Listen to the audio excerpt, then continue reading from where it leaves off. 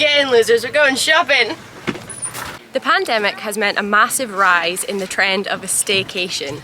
This has done wonderful things for the planet in multiple ways, including reducing air miles.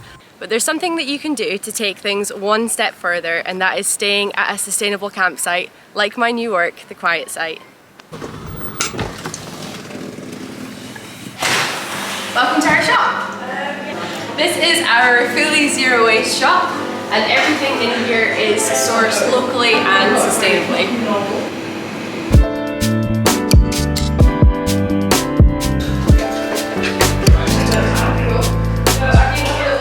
In here you will often find our resident site puppy. She's not really a puppy, she's 10, but this is Noppy. Short for Monopoly.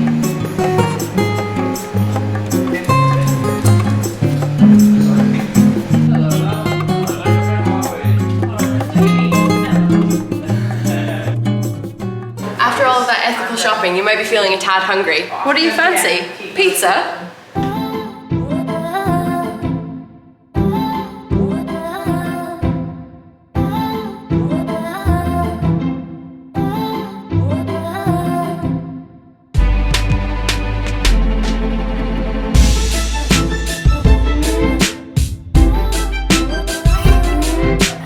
I've been a practicing chef for about 4 or 5 days now. Mushroom and ham! All of our pizzas are made fresh in-house every day in our wood-fired pizza oven. We serve all of our pizzas on plates and our coffees in mugs, so there's absolutely no waste. You simply take your pizza back up to your tent or your hobbit hole. Yes, that is right, I did just say hobbit hole. And you return the plate once you're finished. And after that delicious meal, you're going to be wanting to try some of our local gins and ales, and that can mean only one thing: the bar, BB!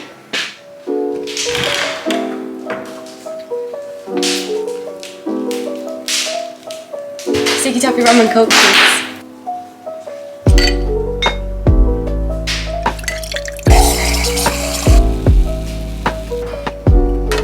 Thank you. Our bar is absolutely brimming full of all sorts of historical artifacts. A lot of the stuff in here was here when they took over the place, and then everything else they've just accumulated over the years, and this is the coolest bar I have ever been in my whole life.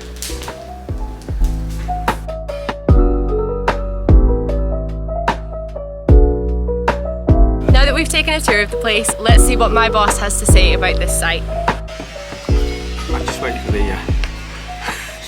grinder to finish. Oh, good point.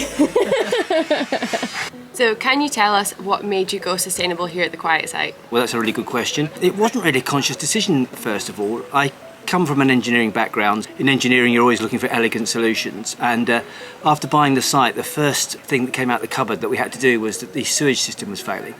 And so we had to find an affordable alternative to the system that we had. A system that would work well and grow with us, and we came up with a reed bed. So we thought we were onto something here, you know, we thought we'd cracked it, you know, operating something that didn't cost anything to run and was relatively maintenance free, yet did a really good job. So that was how it all started. What changes have you implemented to make the site carbon neutral? So after our reed bed, the first thing that we did was we had to re-roof the service block. And again, here's another example of a no-brainer really. We had to re-roof the service block, which means we had to buy slates. So instead of buying slates for half of the service block, we covered them in solar thermal panels. Solar thermal panels heat the hot water within them. A really elegant solution. The next thing that we implemented, we replaced 6 gas and oil boilers with 1 biomass boiler. And again, a really expensive project, a long-term project, payback, you know, we're talking about a decade rather than a year or two. The latest units that we put in as well have, instead of having a grass roof like the hobbit holes, they have a solar PV roof, so they generate electricity, 4 kilowatts off each roof. They're heated by a ground source heat pump. Again, if you put a ground source heat pump next to solar thermal panels, all of a sudden, you know, I think you've got a lot of the answer of where we need to be in 5 or 10 years' time.